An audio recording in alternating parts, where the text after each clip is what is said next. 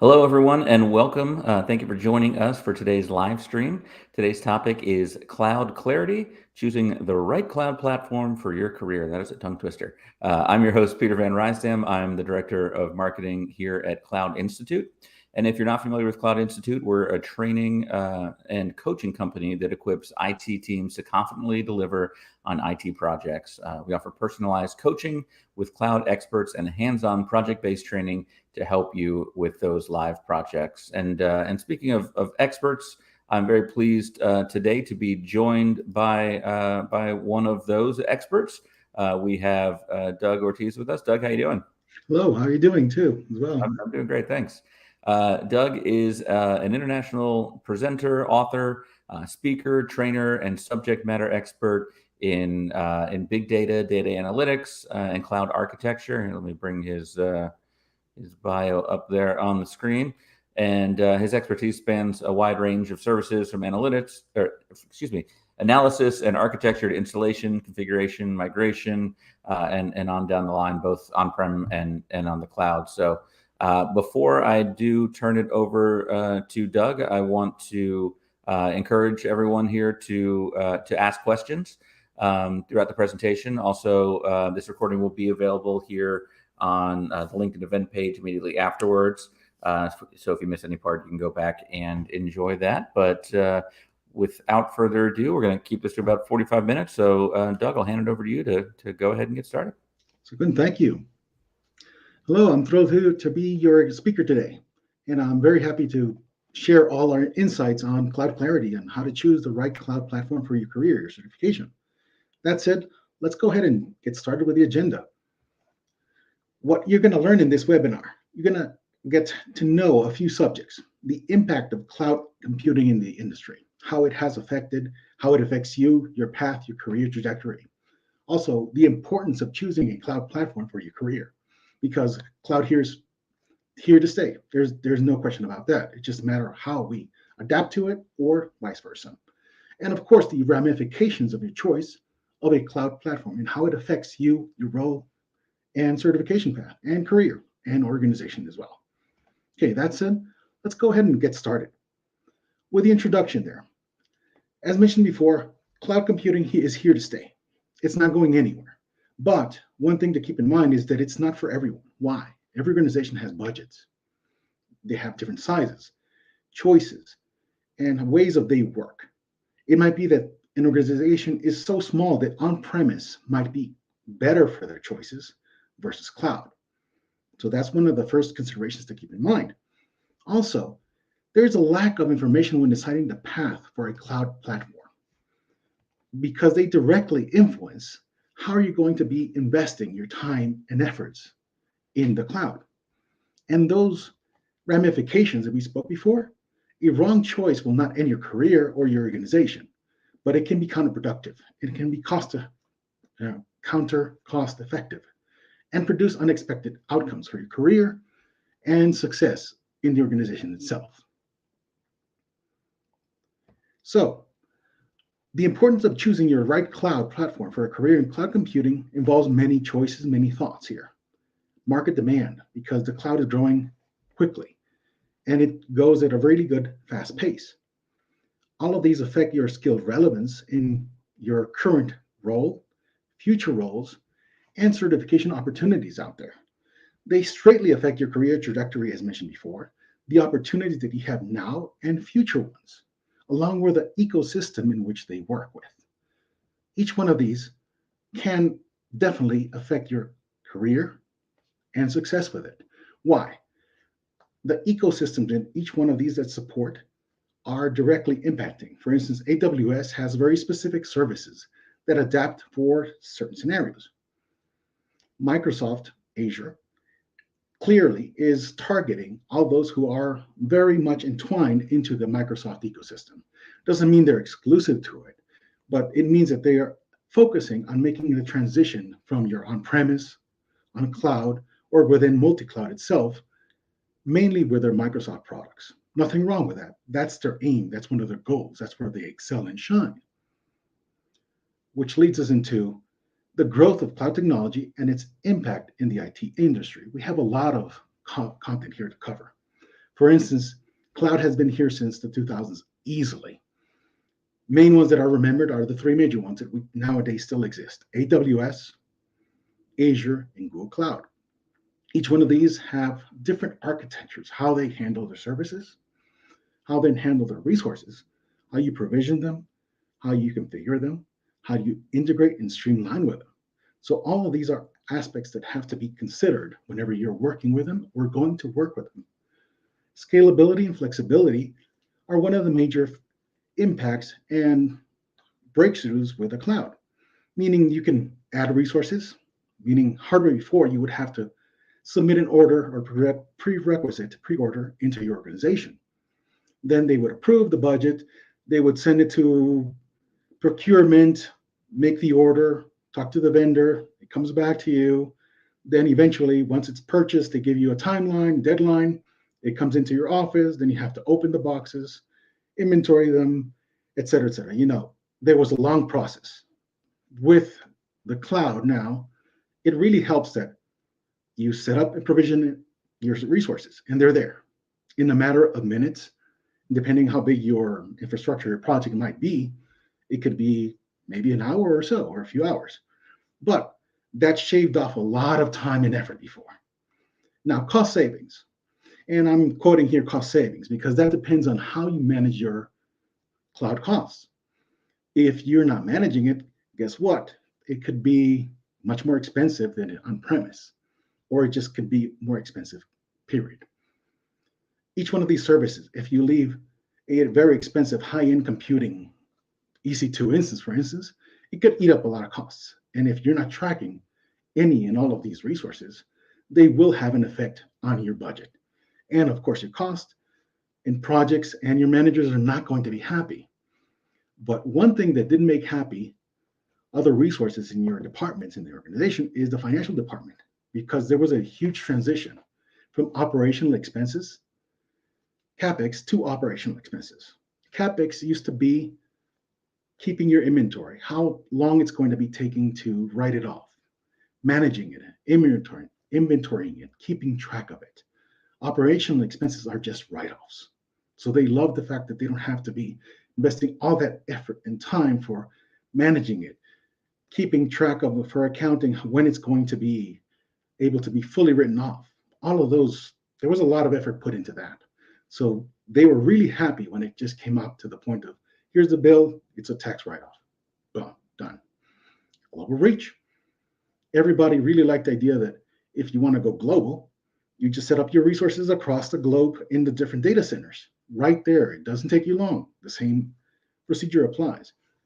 With a click of a button, or just your infrastructure as code, you can easily deploy it in any other region and keep your high availability at really low downtimes and make it operational across the globe. Of course, there's cost involved, but before, again, that would have required a lot of red tape, going through customs, countries, etc. All of these other items that used to be there are no longer part of those considerations.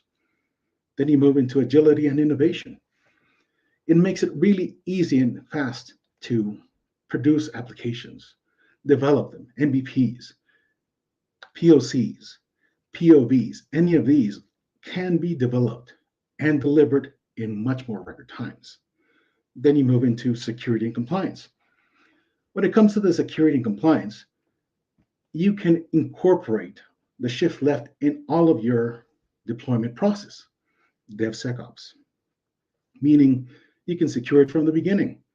You don't have to worry about some possible breach if things are properly architected and configured. And remote work. Everybody has heard this, or at least since COVID, it became more prevalent, but it's been around for a long, long time. Remote work with the cloud just facilitate it and make it easier because the resources are out there. You don't no longer have to be in the office there. You have no true reason to be operating and managing those resources because they're not there at the office, they're elsewhere.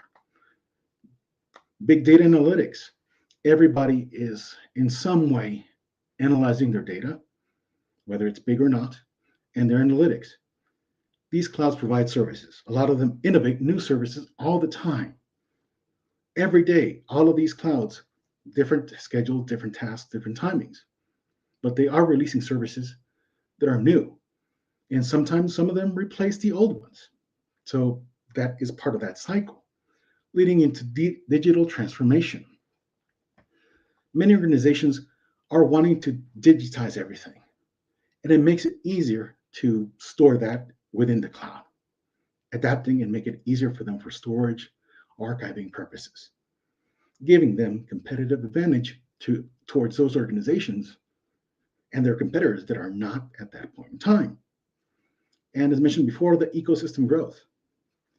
There's a lot of services out there, whether it's IaaS, platform as a service, software as a service, each one of those are part of your growth, of incorporating your platforms, your software, your infrastructure and services into the entire process, along with skills and workforce.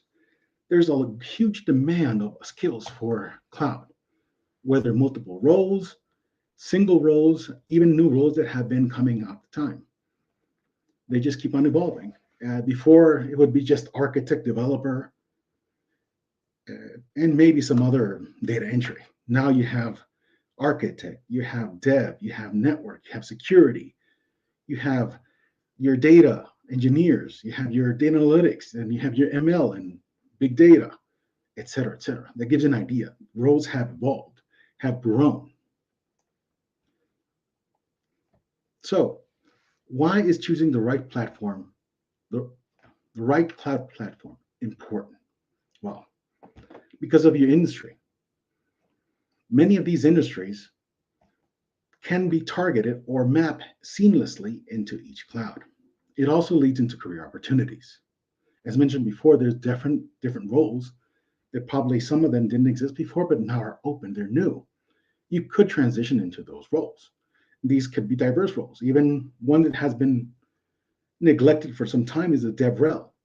And some consider it being a content creator role, which is part of it. For some, others, it's really not, because DevRel is just developer relationships. So that's one thing to keep in mind there. A quick question that popped up right now is about Oracle DevOps. It was being brought up here, and it says, I'm going to quote it here, right? I'm currently learning Oracle DevOps. I have doubts if it is going to be a good future for me, as the market is not in high demand. That is a good question. Oracle has its own cloud, yes. And it's one of the top 5, I would say. But there are many doubts of how long it's going to be there. It's been around for a while. It's been growing. But should you consider moving to that one? That's a hard question to answer, because if your organization is already chosen that platform, that cloud platform, you are sort of locked in there. Doesn't mean you have to stay locked in there, but you have to look at other choices too, because if they switch from one cloud to the other, a lot of times they don't always map seamlessly or translate seamlessly. And some clouds are not as in high demand as in others. So you have to take your time to analyze and assess if that's the right path for you. It could be that it's not. It could be that it is. There is no straightforward answer. Hopefully that helps answer that question there. Going back into certifications. With these clouds, each one of them provide certification paths. And there's reason behind that, because it helps them establish themselves further by resources, creating and getting certified. It validates their skills. It helps them learn the knowledge of certain clouds and how they can be mapped and adapted into an organization. That's where these certifications come into place, because they add credibility, professional and cloud credibility to your resume as well, and for the cloud, because then you have people who are certified and can help them deliver applications across what they're doing there. Flexibility, well, some clouds are very flexible. And when I mean flexibility here, it's not just scaling within their own cloud. Some of them are easily adaptable to multi-cloud. So you could have some resources, applications, projects MVPs, POCs in AWS, for instance, and another one in Azure and or GCP. Some organizations will prefer to be multi-cloud. Why? Because there have been some failures, as you probably follow the news, in which one fails, then you still have continuity and high availability in the others. So that's just one more reason. Networking and growth. When you get certified, and it doesn't mean that's the only path, attending conferences can help you grow your network, connect with people, socialize. Others that are in a higher path, different path, you can get together and ask questions. As simple as that. Network with them. They can tell you, well, I did this for this reason. I have questions about my path. Do you think it's the right one? Just talking with others helps greatly. Get a better sense of understanding of where you are at and where you could probably be. So that gives a good idea where it is. Global reach, each of these clouds are across the globe. Have data centers worldwide. So you can work on a project locally here and deploy it global wide. And entrepreneurship. If entrepreneurship is one of your goals, PAT certification can help you because these clouds, a lot of times, for partners, for them to refer business to partners, they require certifications. So that starts you on that path if that is something you are interested in. Hopefully, I'm not going too fast. And let us know through the comments. Make it interactive, please. This is not a single topic there or one way straight for the presentation. Please make it interactive. Ask questions. I'll try to join them in there with our path and to stay on track. Thank you for asking Valentine there for your question. It's been very helpful. So, cloud computing. We were talking here, and notice I didn't add Oracle there. So I just added the three. Nothing against Oracle, just added the three top vendors: AWS, Azure, and GCP. They've been around for some time. Each one of them has their own strengths, weaknesses, along with the growth is different for each one. Their scalability and costs, each of their services cost differently, along with their security and how they comply with it. But there are similarities too. They can deliver MVPs, POCs, POVs, and I'm going to explain MVP, minimum valid product or viable product, proof of concept, proof of value out there in record times. Now, that doesn't mean you're just going to click on your browser console and the product or the project is going to be deployed itself. There's coding, and depending on which resources are out there, there will be some cost involved, some time and cost involved from your resources and efforts. But once you have it available, you can deploy it fairly easy. There's also with your service models, infrastructure as a service, which is translating really to virtual computing resources that are easily deployed. Then you have platform as a service, platforms for developing and deploying applications, and then software as a service, software applications over the internet. These are the most common service models and the most known as well. I'm sure there's many others out there. Then we go into the trends and demands. We were talking about multi-cloud and hybrid. I had not mentioned hybrid, but that's another approach. Why? What happens if, for instance, one cloud is down, you have another cloud, or two clouds, always three, or even four, Oracle. But should a true disaster happen and all of these three clouds are down, you can still depend on your own platform, on premise. That's where hybrid comes to play. It could also be that there are highly sensitive pieces of data that you don't want in the cloud. And that's happened multiple times. Then what do? You incorporate cloud, multi-cloud, and hybrid models, which help you reach that sense of security and meet the requirements that you're looking for. Then we look at the serverless, which is not serverless. It's just a quick way of technology that somebody thought it would be good to call serverless to get it appealing, a buzzword, but really you still are using resources. Just you're using a lot less of them, putting it that way. Kubernetes and containerization, that has grown for some time and has picked up more as of lately in the few 2 or 3 years, particularly when it comes to databases that before it was considered that they could not be implemented on a Kubernetes or containerized environment.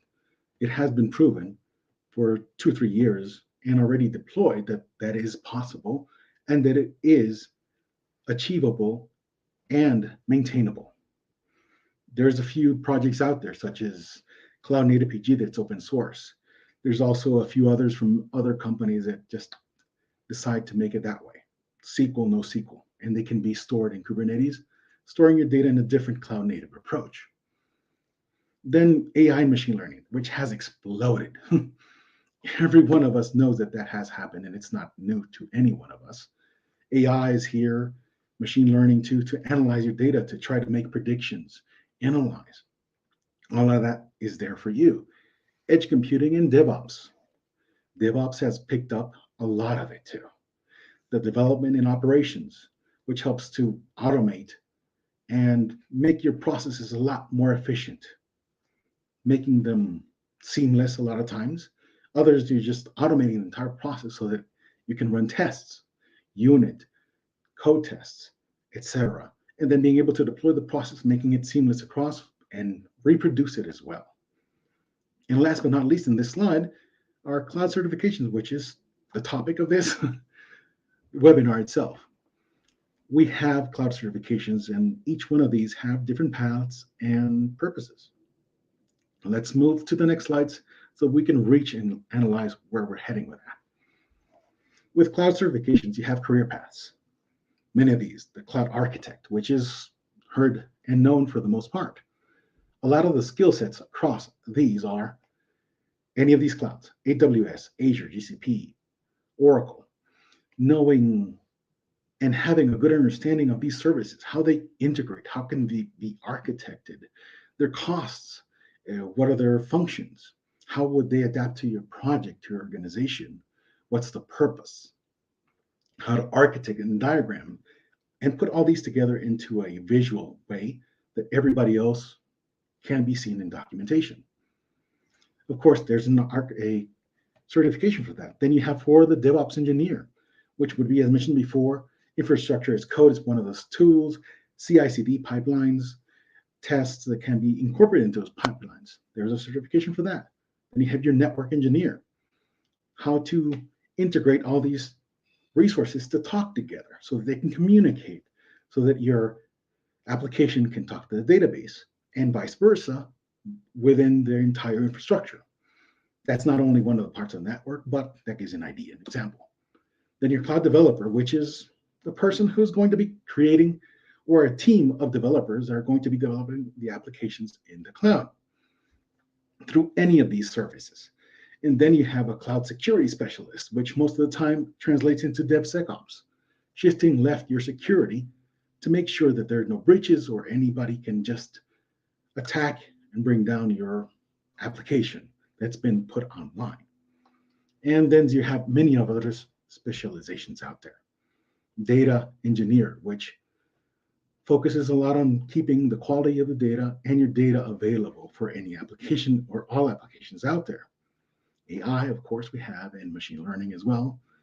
And also your NoSQL and your SQL databases and big data as well here. That's just a few examples. This is not an all-inclusive slide because there's multiple career paths and roles, and new ones pop up all the time. So far, I'm guessing we're doing good. Not many questions. If so, please feel free to add in the comments. We'll be glad to add them into our conversation as we go. So, popular cloud platforms. We spoke before that there's some niches out there. Okay, AWS is considered the market leader. It's been around, probably the oldest one, or so that's what we hear. It has a lot of global reach, a lot of variety of services, with new ones coming up all the time, others being sunset all the time as well and being replaced. And that's a never-ending story across all three of these. Now, for Oracle Cloud could be two because it's a game changer. And there's even another one, Alibaba. I've never used it, but I've heard of it. Then Azure, the biggest where Azure shines is the Microsoft ecosystem, which translates to a seamless integration into your cloud journey into Azure with all of your Microsoft ecosystem tools, products, services out there. They can easily map and translate.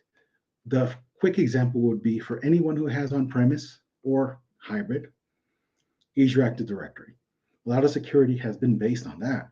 So whenever you do the migration or integration with Azure, you can move it into the cloud easily, fairly easily. And then GCP, its biggest strength is the data analytics and machine learning, along with AI. Good backbone in there, and very modern architecture. Going back to Azure, I would say that Azure, the architecture is seen, it really resonates with hardware. If you think in hardware sense, that's how it's architected. Well, AWS is also innovative and modern, but between AWS, GCP, and Azure, I would say the GCP is a little bit more elastic and flexible when it comes to its architecture, much more modern as well. And many who have had the chance of going through experience all three clouds have resonated and confirmed that they feel that GCP is a little bit more modern in how it handles the architectures themselves. Okay, a quick stop here and see if there's any comments or questions that might come in handy. If not, we're just going to continue with the factors to consider in your decision. These are subjective. There is no all of the factors. There's no all-inclusive list here for all your factors.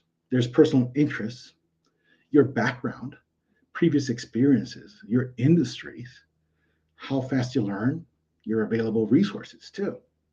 But this is one that's very seldom mentioned, your investment in time, costs, and recertification. And we're going to spend a few moments here. Why investment? Well, as we learned, you're investing into a cloud, your time, your effort, your path. All of these have a cost. It'll vary by each person. Some might have plenty of time, and that's great. Others might have very limited amount of time. But one thing that is true is that none of these certifications are free. They cost. And then you have the recertification. Yes, you heard that right. You have to recertify. Some of these have expiration dates, 2-3 years. So factor these three items here. Your time, the first time around. Maybe it takes you a week, maybe it takes you a month to prepare and test for one certification. Then the cost for that certification. Assuming 200, they vary. I'm going to put a number between, and I'm just making this up, probably 150 to 300, depending on which one you're seeking. And then your recertification. So that means whenever that expires, again, you have to start the process again. Now imagine if you're going to go through an entire path, and I'm making this up. Maybe you want to have an architect, you want to have a DevOps, you want to have a developer, you want to have data engineering, you want to have machine learning, you want to be a true cloud expert out there. You want to be known like, wow, he's got all the certifications for this cloud. There are some resources who do that. You've seen it probably on LinkedIn, that there are people who just want to have all the certifications in one cloud or in all three or two. There's a cost involved, and your cost of time as well. And that leads us into certification options, which we've spoken before. There's relevancy of those and difficulty too, because some are more difficult than others. And then there's options for specialization, as mentioned before. Some will be data targeted, machine, AI, and there's new ones coming all the time. All of these start with a fundamental path. No questions so far, so let's move on to how can you decide? How can you self-assess? That is very subjective, again, based on your skills, technical skills. What is your experience? Where do you want to head? Where are you at now? Where do you want to be? Whether it's a hard learning curve, difficult one, or not. And maybe even, and sometimes, some certifications are not available in certain clouds. Why? Maybe there's one in machine learning, and I'm making this up, in AWS, and maybe it's not available in Asia, or maybe it's a different name. Those come into consideration. Then your soft skills. All of these come into play because cloud changes all the time. You have to be updated all the time because that's just how the cloud works. It never stops changing. It's an ever-changing environment, and you'll have to adapt to that as well. Your career aspirations, as mentioned before, where do you want to be? Maybe you're right now a developer and you want to move into data. That's something you have to keep in mind. A lot of times, maybe also you're in government, healthcare, the sector you're targeting. Maybe a cloud is really specific or adapts better to a specific sector, private, government. Just a few things to mention there. Then you have to look at the career maps. Here, you're going to notice a few things. As mentioned before, each map, and these are the three top ones, three major ones, is unique. It's tailored to specifics, and it's very subjective. But one thing that you can see in the first row, a lot of them have requirements or a fundamentals or associate level or practitioner. Now, for some, it is a hard requirement. I know for AWS, you have to go through a path. And notice the arrow continues down. The same with Azure. With GCP, you can go straight to the cloud architect, or at least that's how it used to be. I might be outdated on that one, but I think is not a hard requirement for GCP. Meaning, to get to a path for architect, you'll go through 5, 3, 6, any specific number I'm making up, just to get to a specific certification you want. Architect, you'll have to go through a few, as you can see here. On the left, the two, AWS and Azure, you're going to have to go through a few. It's not going to be, I'm going to get the architect, simple. No, they vary. Oracle has their own too as well. We don't have it here exemplified, but they have their own as well. Each cloud has their own. So you're going to have to go research the job market and demand. They change and shift all the time. Also, how are you going to learn this? Are you just going to go and take the exam and see if you pass or fail? You have to explore your learning resources because there are many of those out there. Some of them are useful, some of them are not. Some of them are free, some of them are paid. There's websites out there, some that offer the training, such as Cloud Institute, that help you go straight into that path and makes it a one-stop shop for that. Others, you might need to go through multiple. They vary. And last but not least, what are your goals?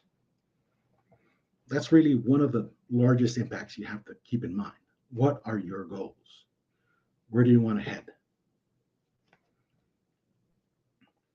Okay, in the decision process, as we've seen so far, there's interests, strengths. You have to self-assess your validation of your skills, how you want to get there, your resources, your career goals, the job market. Keep those in mind here. And certifications, they have pros. They also have cons, pitfalls. What is truly a certification?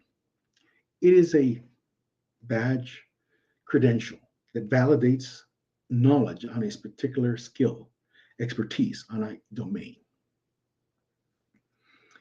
And when that happens, that's where you get your certification. When you pass that exam, that's the validation that you put the time, the effort to get there, to master that knowledge. Now, that can help you advance in your career as well. Some organizations are very friendly or incorporate, I would say, certification. So if you want to be a developer, they encourage you to go through the certification path to improve your skills there.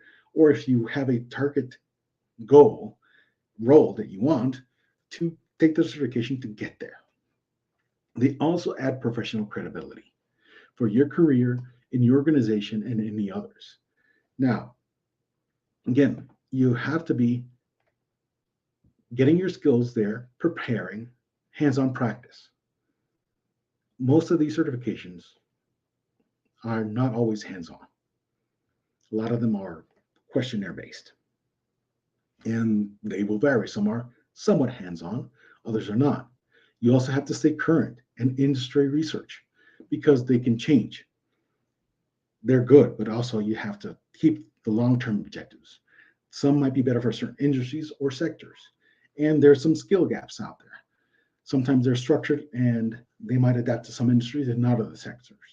Your commitment, your resources, how much time, effort, costs you have available for you, but also by having a certification, you can advance, you can network, and get sometimes easier ways to find other opportunities out there. Now, there are also pitfalls. The big bulletin below.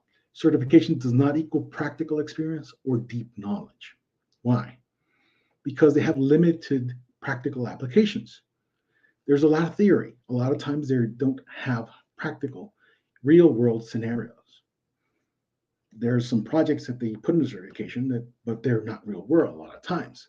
Also, because the clouds change all the time, the content gets outdated fairly quickly. New service comes out that was not part of the certification, then guess what? You don't know about it. So you have to cram for them. You have a lot of times inflated expectations. You might think that you know all these services or a bunch of them, but since they changed and they get outdated, that might lead to unrealistic expectations.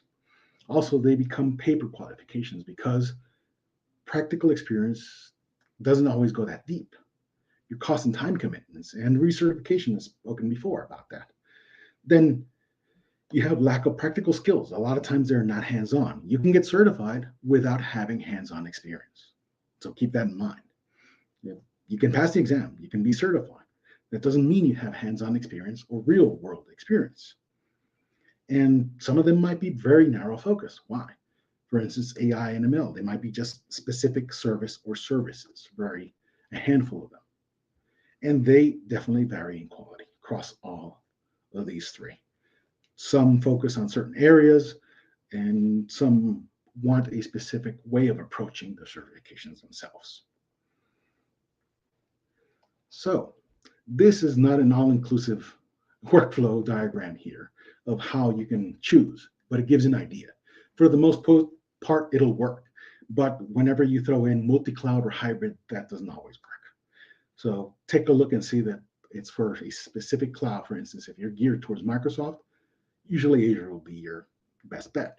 If not, if you're aligned towards data analytics, then Google Cloud, otherwise AWS. It doesn't have to be a right or wrong on any of these. So keep that in mind. Okay, we've reached the Q&A section here. All right. Yeah. We first of all, thanks for all that information. That's a lot to digest there. So we do appreciate that. But we do have a couple of questions that popped in. I know you saw that one from Valentine, but a couple of others that we can take a look at here. So let's see. We have one. It says, do you anticipate the market share changing drastically among the big three platforms in the near future? Or even, I know you talked about Oracle too. Do you see that, coming into that mix, or how do you see that playing out? Yes, that's a broad answer, but I'd say that they change all the time. Meaning the three top ones, AWS, Azure, and GCP, change all the time.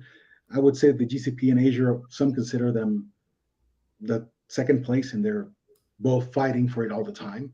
And depends on who you're talking, which industry and sector. Some like in the public sector, like Azure a lot. Others prefer AWS. So it's hard to answer that question because it's a matter of preferences, industry, sector. And as mentioned before, Oracle Cloud is one of those clouds out there. Do you get to hear much about it? That depends who you talk to and where do you work and what you work with. Who do you work with? Industry, sectors too. Because Oracle, those who are very Oracle heavily based, do like to move into Oracle Cloud. Others are moving out of it as well. So there's no yes, no answer there. It varies by multiple factors there. Makes sense. All right, let's take a look at and one more. And you kind of touched on this a little bit when you did talk about Oracle.